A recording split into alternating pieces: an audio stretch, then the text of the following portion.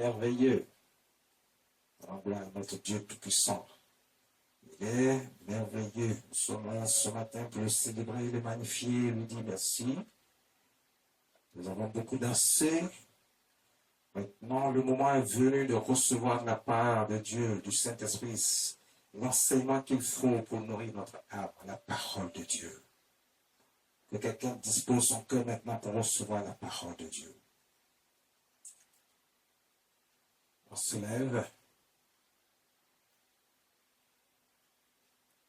Ok, Seigneur, dispose le cœur de quelqu'un maintenant pour recevoir ta parole.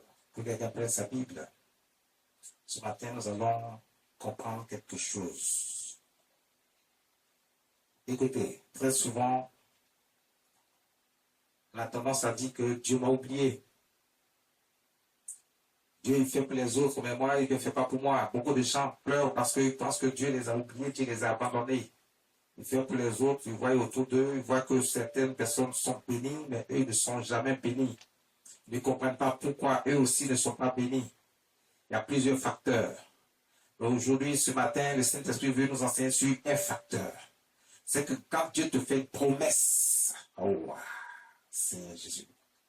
Quand Dieu te fait une promesse, quand il y a la prophétie vient vers toi, on t'a dit par exemple, Dieu dit, voici ce qu'il va faire pour toi, tu es content, tu es heureux, tu attends, et puis longtemps tu ne vois rien. Ah! Qu'est-ce qui se passe? Pourquoi est-ce que toi tu attends depuis toutes ces années, tu ne vois rien, alors qu'une prophétie avait été dite sur ta vie, on dit que toi, tu seras ceci, tu seras cela. Tu seras élevé, tu vas enfanter, tu vas te marier. Mais tu es là, puis tu ne vois rien, tu ne sais pas ce qui se passe. J'ai déjà enseigné qu'il y a plusieurs facteurs. Aujourd'hui, il y a un des facteurs les plus importants et le facteur clé même de cette situation, c'est le temps fixé. Tu attends, tu ne vois pas parce que Dieu a fixé un temps pour toi.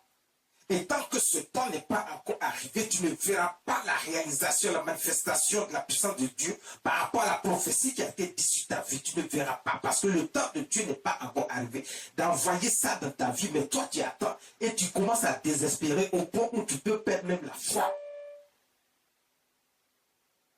Beaucoup de gens ont perdu la foi et se sont tournés vers d'autres dieux, d'autres soi-disant dieux, d'autres personnes en cherchant à prendre le raccourci.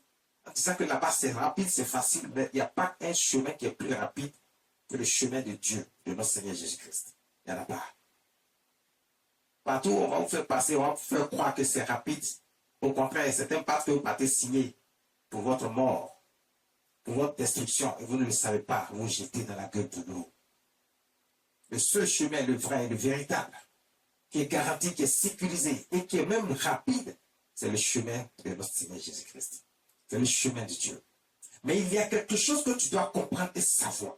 C'est que quand Dieu a fait une prophétie sur ta vie, quand Dieu te fait une promesse, Dieu fixe un temps pour la promesse. Parce que Dieu veut d'abord s'assurer que toutes les conditions sont réunies pour que toi tu puisses recevoir de sa part ce qu'il t'a promis. Et c'est pour ça que Dieu fixe toujours un temps. Tant que ce temps que Dieu lui-même a fixé n'est pas arrivé, tu ne verras pas la manifestation de cette promesse de Dieu dans ta vie. Au temps fixé, je t'exaucerai. Voici ce que le Saint-Esprit nous dit ce matin. Au temps fixé, je t'exaucerai. Dieu ne va pas t'exaucer tant que lui-même, le temps qu'il a fixé n'est pas encore arrivé. Mais si toi, tu le presses, même si tu veux, tu passes par tous les moyens, tu fais toutes sortes de jeûnes et prières pour que les choses s'accélèrent, ça ne va pas s'accélérer. Tant que le temps que Dieu a fixé n'est pas encore arrivé, tu ne verras pas l'accomplissement de l'exaucement dans ta vie. On prend le livre de Genèse, le chapitre 18, versets 7 à 13. Tant que le temps que Dieu a fixé n'est pas encore arrivé, mon frère, ma soeur, tu ne verras pas la matérialisation physique de la promesse de Dieu dans ta vie. C'est ça la réalité. Genèse, chapitre 18. Du verset 7. Et Abraham courut à son troupeau, prit un veau tendre et bon, et le donna à un serviteur qui se hâta de l'apprêter. Verset 8. Il prit encore de la crème et du lait, avec le veau qu'on avait apprêté, et il les mit devant eux. Bon, Adam courut à son troupeau, prit un veau tendre et gras et bon, et il le donna à un de ses serviteurs qui se hâta de l'apprêter. Pourquoi donc Abraham court-il chercher un veau gras dans son troupeau? On va d'abord commencer à partir du verset 1. On va comprendre un peu qu'est-ce qui est en train de se passer là. Verset 1, Genèse chapitre 18. L'Éternel lui apparut parmi les chaînes de Mamré. L'Éternel lui apparut. L'Éternel apparut à qui? L'Éternel apparut à Abraham dans les chaînes de Mamré. Comme il était assis à l'entrée de sa tente. Abraham était assis à l'entrée de sa tente, en train de prendre de l'air. Il faisait chaud dans la tente, dans la maison, donc il était en train de prendre de l'air à l'entrée de sa maison, de sa tente. Lorsqu'il vit quelqu'un, mais pas une personne, mais 3 personnes. Continue. Verset 2.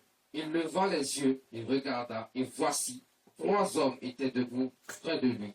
Quand il les vit, il courut au-devant d'eux, depuis l'entrée de sa tente, et se prosterna en terre.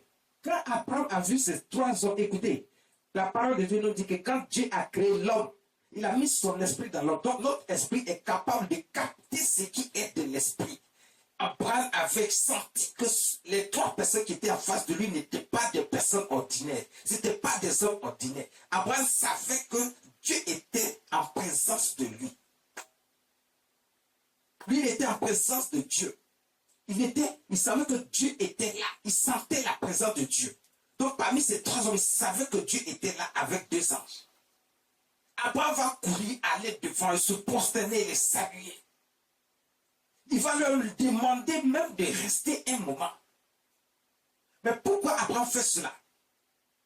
Parce qu'il a senti dans son esprit que ce n'est pas des hommes ordinaires qui passaient. Dieu était descendu sur la terre en prenant un aspect humain avec des anges. Mais Abraham l'a senti. Quand Dieu est avec toi, et quand toi tu as choisi d'être avec Dieu, quand tu veux marcher avec Dieu, sache que Dieu est toujours, c'est-à-dire que le contact spirituel que Dieu a établi en toi et lui, parce qu'il est prêt à te bénir et qu'il est prêt à te choisir pour te bénir. Écoute, cette connexion, à tout moment, à tout instant, tu peux le sentir dans ton âme et dans ton esprit. Si tu vois que toi, tu ne sens jamais rien, il faut te poser des questions.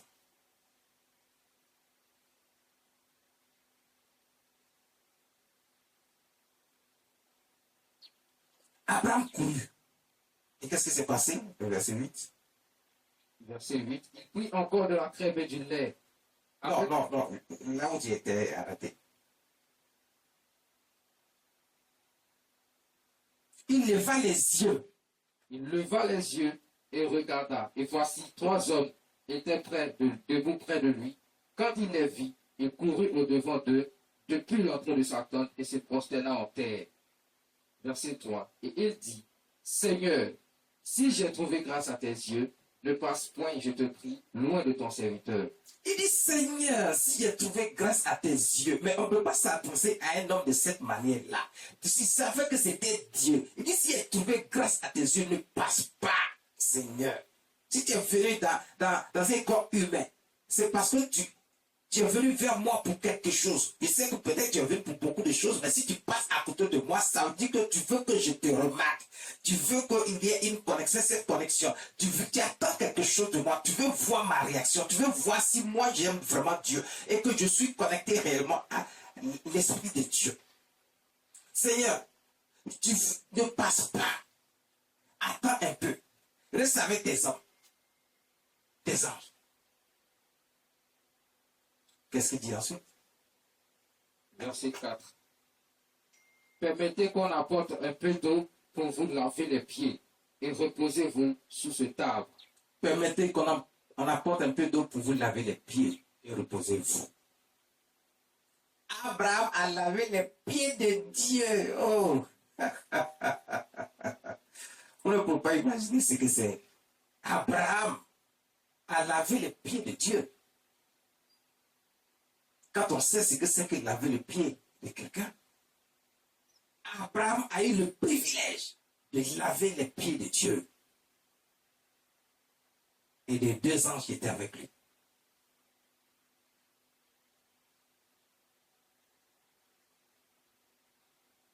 Il dit, je vais vous faire quelque chose à manger, donc prenez le temps de vous reposer en attendant qu'on apprête le repas pour vous. Le verset 7. Abraham courut donc à son troupeau, prit un veau tendre et bon, et le donna à son serviteur qui se hâta de l'apprêter. Le verset 8, il dit, il prit encore de la crème et du lait avec le veau qu'on avait apprêté, et il les mit devant eux. Il se tint lui-même. Faisons la lecture. Il se tint lui-même à leur côté sous l'arbre, et ils mangèrent. Il n'a pas bougé. Hein? Abraham ne veut pas rater cette opportunité. Il sait qu'il y a quelque chose à prendre là. Toi, tu viens de voir Dieu. Même s'il a pris le corps humain, mais tu viens de voir Dieu. En face, il te parle bouche à bouche. Il est en train de manger chez toi. Tu as eu le temps de laver ses pieds, même si c'est dans un corps humain. Mais tu as lavé les pieds de Dieu. Il est assis à côté. Il ne veut pas partir sans recevoir sa part. Regardez, pourquoi est-ce que à ce moment précis, Abraham est en présence de Dieu? Parce que Dieu avait fait la promesse à Abraham en son temps qu'il va le bénir. Mais quand Dieu a dit qu'il va bénir Abraham, c'était toutes sortes de bénédictions. Parce que quand Dieu dit qu'il va bénir, ce n'est pas une seule bénédiction. S'il te dit, il va te bénir, il va te donner, tu ne te maries pas, il va te faire marier, il va te donner un mari ou bien une femme. Écoute, ça ne s'arrête pas à la femme ou au mari. Dieu va te bénir de toutes sortes de bénédictions et la protection et la sécurité y compris. La richesse, la potence. Dieu avait déjà béni Abraham puissamment. Il était devenu riche. Fort riche. Mais il manquait quelque chose encore de très important à Abraham. Abraham avait parlé à Dieu. Il dit, tu vas me laisser partir et moi dans ma maison, il y a une seule personne. Oh. Quelqu'un qui est né dans ma maison, qui n'est pas de mon sang, qui ne vient pas de mes reins, de mes entrailles. Ce dernier, c'est lui qui va hériter de moi. Tu n'as pas pu me donner un héritier.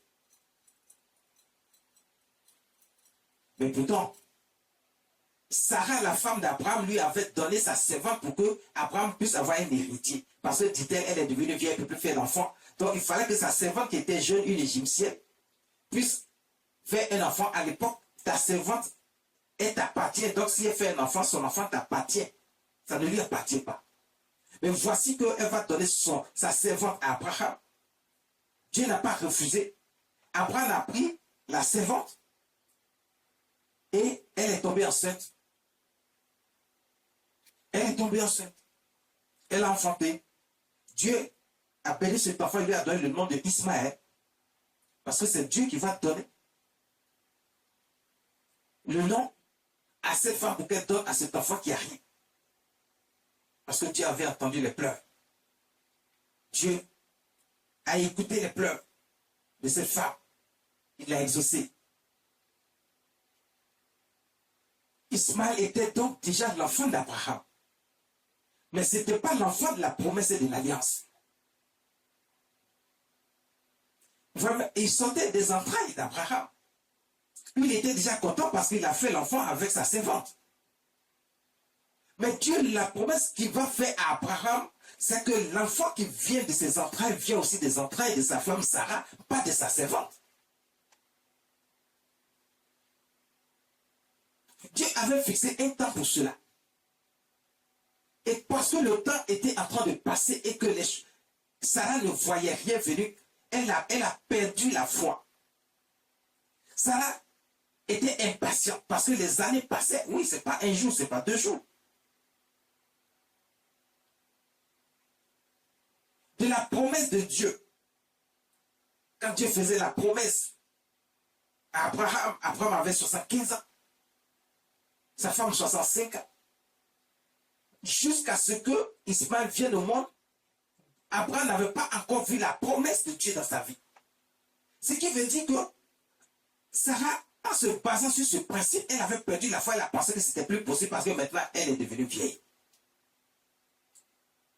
Au moment où Dieu passe avec les deux anges, Sarah a 89 ans. Abraham a 99 ans.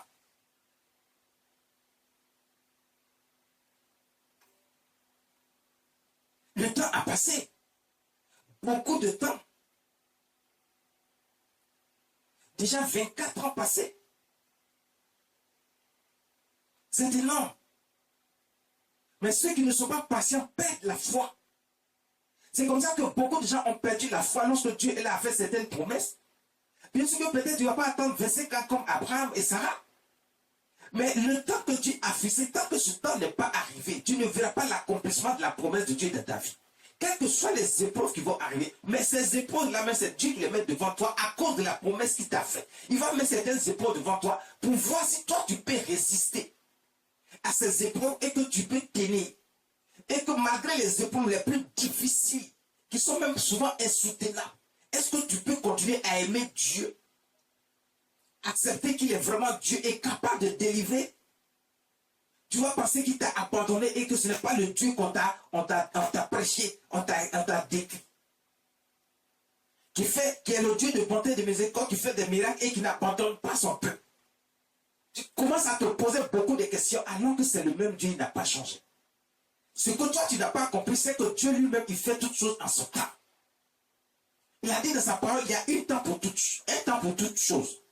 Donc Dieu, il fixe un temps aussi pour la réalisation de ses promesses dans la vie de quelqu'un. Ce n'est pas parce qu'il a fait une promesse dans ta vie que tout de suite, toi, tu veux qu'il réalise ça dans ta vie et puis il va se lever, il va le faire. Non. Dieu regarde certaines conditions. Est-ce que tu vas tenir? Est-ce que tu vas garder la foi? Est-ce que tu vas croire que si Dieu, pendant qu'il fait comme s'il a fermé les yeux sur toi, qu'il ne te voit pas, est-ce que toi, tu vas continuer à l'aimer? Est-ce que tu vas croire qu'il est capable toujours de... Pendant que tu penses que le temps est en train de passer à cause de la promesse qu'il t'a fait et que tu n'as pas encore vu, mais tu continues de vivre. Donc, il renouvelle en toi le souffle de vie. Tu continues de manger, il te permet de manger quel que soit ce que tu manges, même si ce n'est pas ce que tu veux pour le moment. Mais il te permet d'avoir ce qu'il faut déjà pour te nourrir et de garder la santé. Ça veut dire qu'il ne t'a pas abandonné, il est avec toi, mais il observe un certain nombre de choses. Il observe ton attitude, ton comportement, ta façon de faire. Est-ce que tu vas changer de camp comme beaucoup l'ont fait après? Est-ce que tu vas perdre la foi comme Sarah a perdu la foi?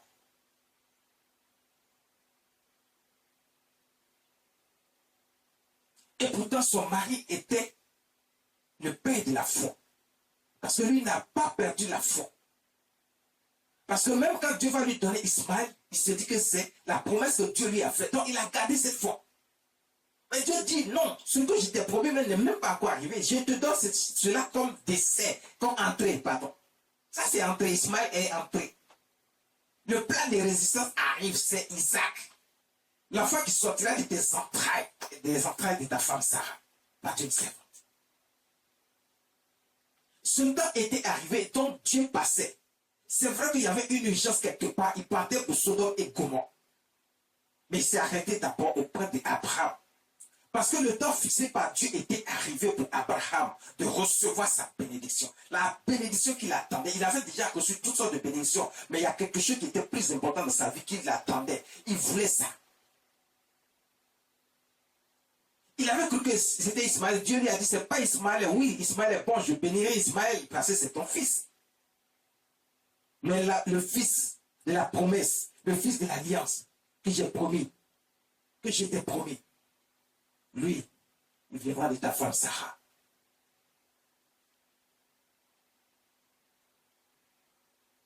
Quand Dieu te fait une promesse, tu as entendu une prophétie sur ta vie. Il ne faut pas te précipiter. Fais ce qui est juste devant Dieu, pour que Dieu voit ce qui est juste, que tu marches avec lui, que tu es droit. quelles que soient les épreuves qui vont se présenter devant toi, confie-toi toujours à Dieu, mets Dieu au devant de tout ce que tu fais. C'est lui qui va intervenir dans les difficultés, dans les problèmes, dans les épreuves que tu vas voir devant toi, qui vont se présenter devant toi. Parce que si les épreuves viennent et que tu veux lutter par ta propre force, tu veux chercher un homme pour venir régler le problème, c'est que tu as écarté Dieu. Alors tu vas faire retarder la promesse de Dieu dans ta vie. Alors le temps que Dieu a fixé, à chaque fois que tu vas retarder la promesse et la prophétie, par ton propre comportement et ton attitude, Dieu va allonger le temps fixé.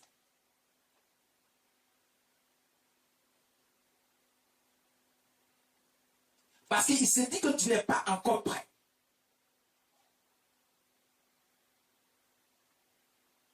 Mais quand Dieu va voir ton attitude, il peut raccourcir le temps fixé. Dieu va vous expliquer ce que c'est exactement. Parce que Dieu sait, il connaît ton comportement. Ce qui doit arriver, il le sait d'avance. Donc s'il sait que tu vas mettre 25 ans avant d'être dans les voies qu'il faut pour recevoir ta grâce, ta promesse, pendant les 25 ans, il t'observe. Mais si à un moment donné, il voit que les choses que tu fais, qui se présentent devant toi, réjouissent son cœur, touchent son cœur, véritablement, il peut ne pas attendre les 25 ans. Au moment où tu vas te rendre compte, il a réduit le temps fixé. Il va le ramener peut-être à 2 ans, 1 an, et tu vois la réalisation de la promesse et de la prophétie dans ta vie.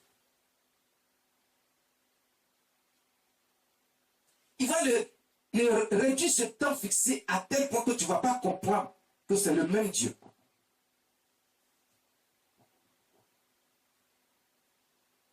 Mais tant que tu ne vois rien, tout ce qu'il a déjà vu dans le futur te concernant, il va laisser tout arriver jusqu'à ce que tu te retrouves et que au moment où, parce qu'il sait à quel moment tu vas te retrouver, tu vas retrouver la raison et tu vas commencer à mieux te comporter pour toucher son cœur. Il le sait déjà et c'est à partir de ces petits principes-là, de ces éléments qui fixent le temps pour la réalisation de la promesse dans ta vie.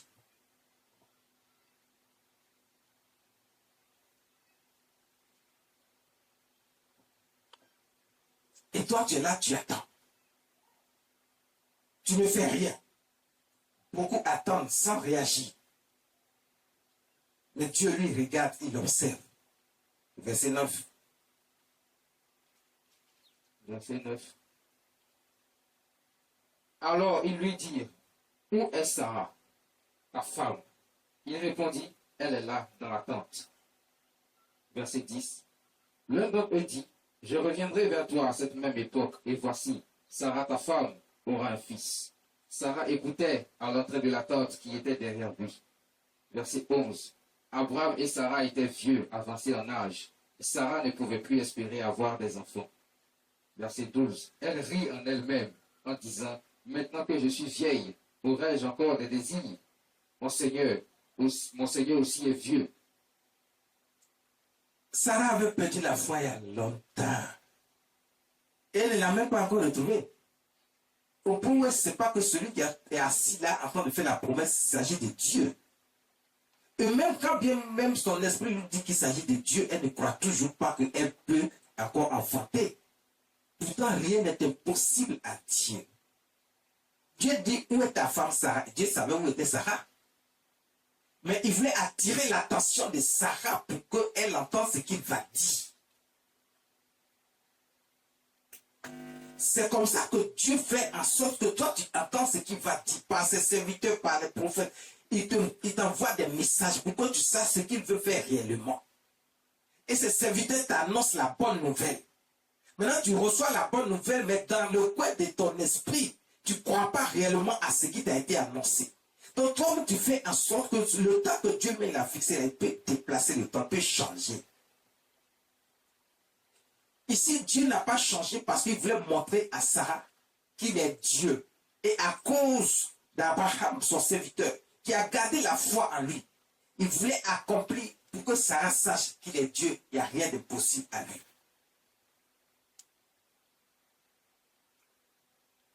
Sarah rit dans son cœur parce qu'elle a entendu, tu auras un fils. Elle a 89 ans. Et on lui dit, l'année prochaine, à cette même époque, tu auras un fils. Mais Elle ne croit pas. Mais c'est comme ça que Dieu vous a fait certaines promesses. Il y a des gens qui ont cru et d'autres n'ont pas cru. Mais si tu n'as pas cru, toi-même tu retardes la promesse de Dieu dans ta vie. Et après tu te plains que toi tu ne vois pas les choses se réaliser aussi. Dieu t'a oublié. Mais Dieu ne t'a pas oublié. Parce que quelque part, Dieu t'a annoncé une bonne nouvelle que tu n'as pas pris au sérieux. Tu n'as pas considéré parce que tu n'as pas la foi.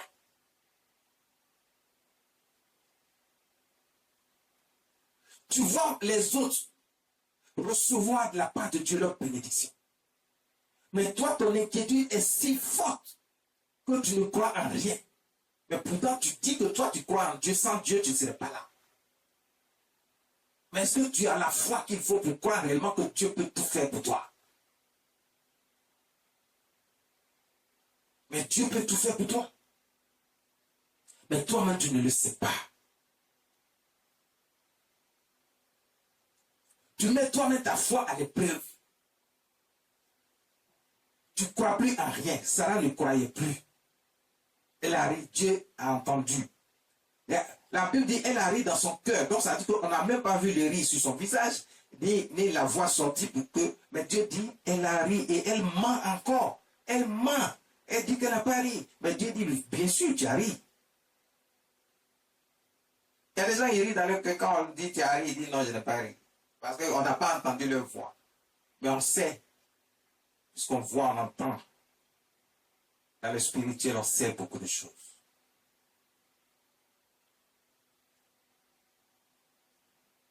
Il y a des gens, quand tu lui annonces la bonne nouvelle, ils ne croient pas.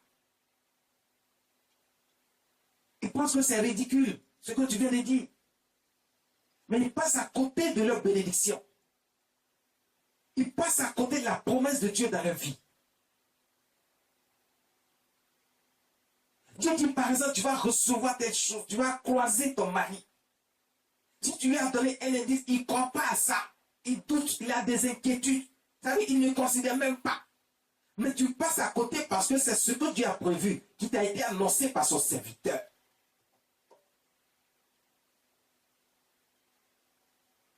Le prophète. Mais toi, tu ne crois pas. Mais le temps fixé par Dieu va s'allonger dans ta vie parce que tant que tu ne crois pas, tu n'as pas encore fait confiance à Dieu.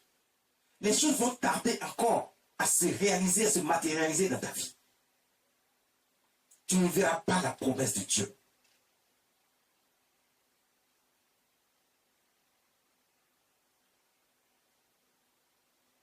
Continue la lecture. Verset 10. Verset 11. Excusez-moi. Verset 13. L'Éternel dit à Abraham, pourquoi donc Sarah a-t-elle ri? Pourquoi donc Sarah a-t-elle ri? En disant, est-ce que vraiment j'aurai un enfant, moi qui suis vieille? Verset 14. Y a-t-il rien qui soit étonnant de la part de l'Éternel? Au temps fixé, je reviendrai vers toi, et à cette même époque, et Sarah aura un fils. Dieu, il rappelle, il répète à Sarah pour qu'elle entende bien. Il dit, y a-t-il rien qui soit étonnant de la part de l'Éternel, de la part de Dieu, de la part de Jésus-Christ notre Seigneur? Est-ce qu'il y a quelque chose d'étonnant? Ce que vous croyez qui est étonnant n'est qu'une simple routine pour Dieu. Ça veut dire que ce n'est pas quelque chose d'extraordinaire pour lui. Il a créé tout ce qui existe. Il a créé les cieux. Toi, tu ne peux pas enfanter. Il dit, je vais te faire enfanter. Toi, tu crois que c'est quelque chose d'extraordinaire et qui est même impossible parce que tu es devenu vieux et vieille. Tu es vieille maintenant. Tu penses que c'est quelque chose qui est irréalisable. Mais tu as oublié que c'est Dieu qui est en train de s'adresser à toi. C'est Dieu qui te fait la promesse. C'est Dieu qui te le dit.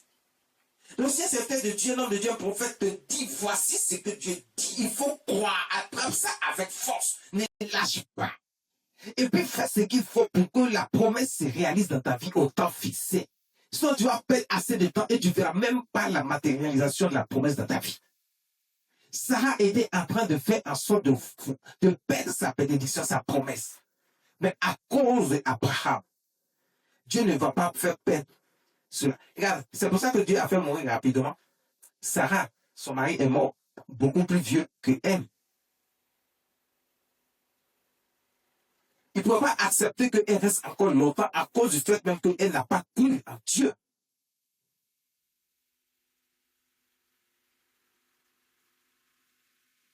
Mais Dieu va permettre quand même qu'elle voie son enfant grandir, l'enfant de ses entrailles. Regardez, même quand l'enfant va venir au monde, elle va penser que Dieu s'est moqué d'elle en faisant venir un enfant d'elle, de ses entrailles, dans sa vieillesse. Regardez comment elle continue de raisonner. Pourquoi Dieu ne bénit pas certaines personnes? C'est à cause de la pensée de leur cœur qui est mauvaise.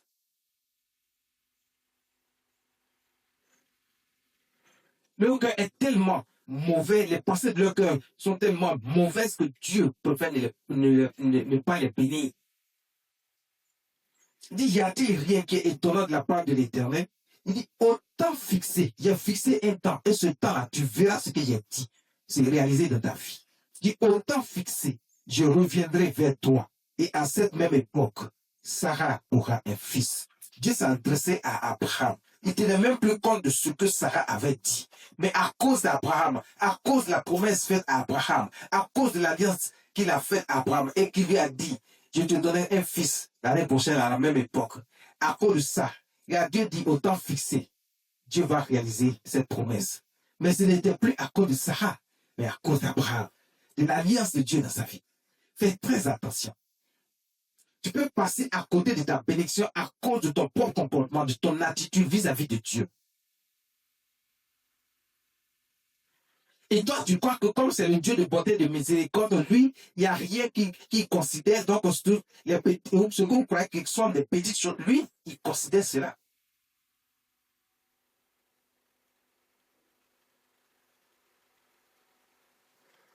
Tu peux passer à côté de ta bénédiction à cause des comportements que tu n'apprécies pas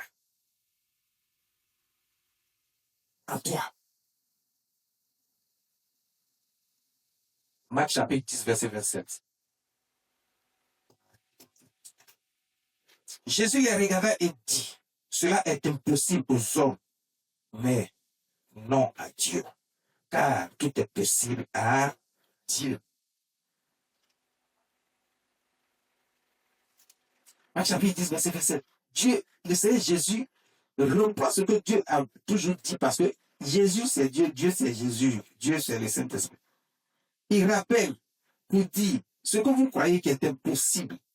Mais c'est vrai, c'est impossible aux hommes, mais à Dieu, ce n'est pas impossible. Tout est possible à Dieu.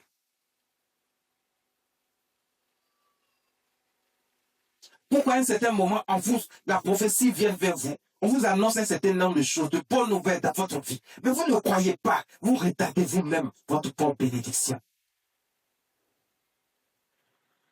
Vous retardez vous-même votre propre bénédiction. Et après, vous allez accuser Dieu. Pourtant, Dieu vous a fait la promesse et il va réaliser cette promesse au temps fixé dans votre vie. Mais vous-même, vous retardez la bénédiction, la réalisation de la prophétie dans votre vie. Genèse chapitre 18, verset 19. Genèse chapitre 18, verset 19.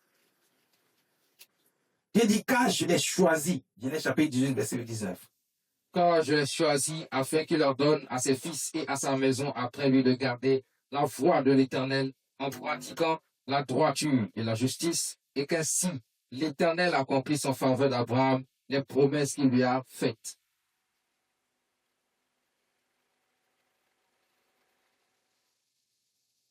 Il dit, car je l'ai choisi. Mais le verset 18 d'abord, il dit quoi? Abraham deviendra certainement une nation grande et puissante, et en lui seront bénies toutes les nations de la terre. Dieu a fixé un temps pour aussi l'accomplissement de son alliance, de la promesse qu'il a faite dans la vie d'Abraham. C'est vrai, il a béni Abraham avec beaucoup de biens matériels, financiers, la prospérité, la richesse. Mais c'est pas ce que Dieu a donné à Abraham. Il dit, je te donne aussi des nations. Mais Abraham ne va pas vivre éternellement puisqu'il est un humain. Et que Dieu n'a pas prouvé qu'il vive éternellement sur la terre. Mais c'est de descendance en descendance. Son enfant qui va faire des enfants vont commencer à se multiplier et à faire en sorte qu'il y ait une multitude de nations pour Abraham selon la promesse de Dieu dans la vie d'Abraham. Mais quand Dieu parle de multitude de nations, il n'y a pas. Parce qu'aujourd'hui, les gens pensent, quand on dit Abraham, ils pensent à Israël. Non. Il y a toutes ces nations qui existent. Et qui, à leur sein, on voit le peuple de Dieu qui croit en Dieu. Ce sont ces multitudes de nations dont Dieu a fait la promesse à Abraham. Aujourd'hui, toi, tu es ici. Tu n'es pas en Israël. Mais tu fais partie du peuple de Dieu. Parce que tu as cru et tu as accepté à Dieu. Tu es la promesse d'Abraham. Tu fais partie de la postérité d'Abraham. Donc les promesses faites à Abraham te concernent également. C'est de ça dont Dieu parlait. Autant fixé, Dieu a tenu à toute sa promesse envers Abraham. Et même quand Isaac va venir, Dieu va rappeler à Isaac la promesse qu'il a faite à son père Abraham pour lui dire, j'ai promis parce qu'il a obéi à ma voix. Voici ce que je lui ai promis. Et je te bénirai toi aussi à l'infini. Et Isaac était devenu fort riche.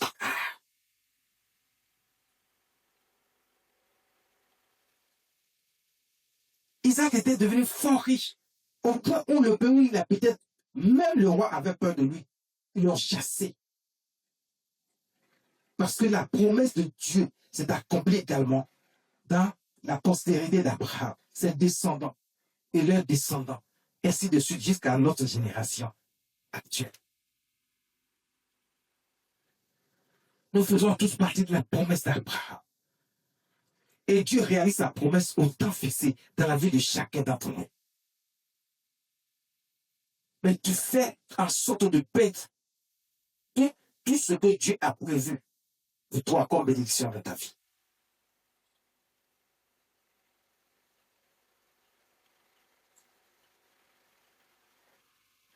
Il dit donc, quand je l'ai choisi, afin qu'il ordonne à ses fils et à sa maison après lui, de garder les voies de l'Éternel en pratiquant la droiture et la justice. Quand Dieu fait la promesse, il dit c'est toute la maison de la personne à qui il a fait la promesse qui est bénie.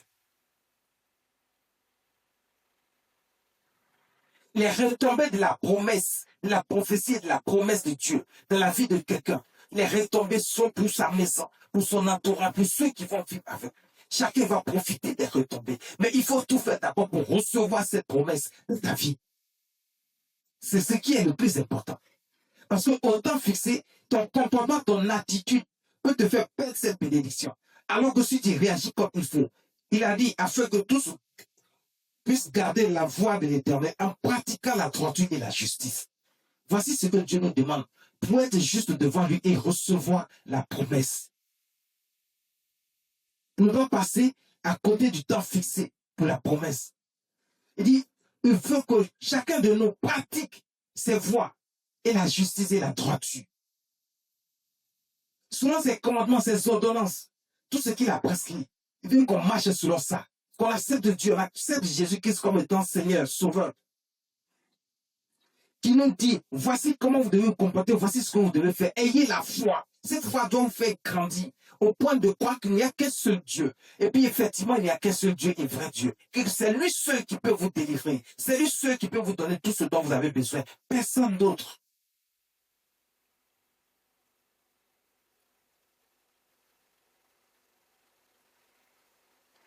Je suis venu vous enseigner la foi. À comment accepter Dieu et marcher selon les voies de Dieu.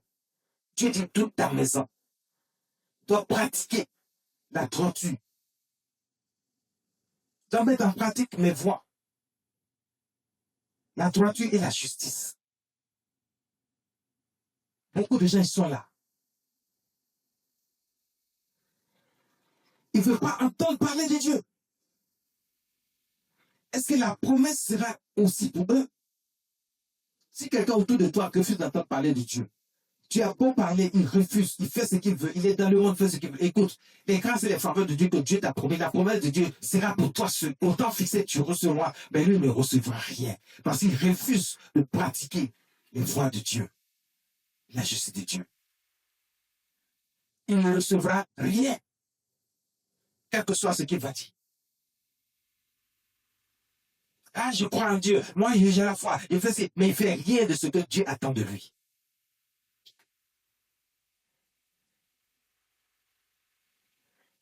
Alors il ne recevra rien. Parce que Dieu dit ceci ici pour dire que si ceux qui sont à côté font ce qu'ils font, ce que lui, il a fait, et c'est ce qu'il a fait qui a fait que Dieu a fait son alliance, il lui a fait une certaine promesse, il a béni puissamment. Dieu dit parce que Abraham a obéi. Mais toi, tu ne veux pas obéir. Tu marches selon ta propre volonté. Tu fais ce qui est autour de toi, dans ton environnement, ce que le monde fait, tu fais aussi. Et tu crois que tu recevras la bénédiction de Dieu? À quel moment recevras-tu? Parce que Dieu a fixé un temps. Et au temps fixé, il va donner à ceux qui pratiquent la justice et la droiture, qui marchent selon cette voie. Et qu'ainsi l'Éternel accomplisse en faveur d'Abraham les promesses qui lui ont été faites. Afin que l'Éternel accomplisse en faveur d'Abraham les promesses qui lui ont été faites. Et ces promesses, c'est pour toi, c'est pour moi, c'est pour lui, c'est pour elle. Mais il faut mériter afin de recevoir au temps fixé la promesse de Dieu dans ta vie.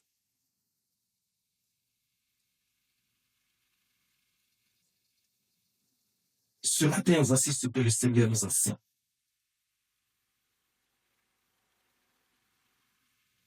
Que quelqu'un dise, merci Jésus.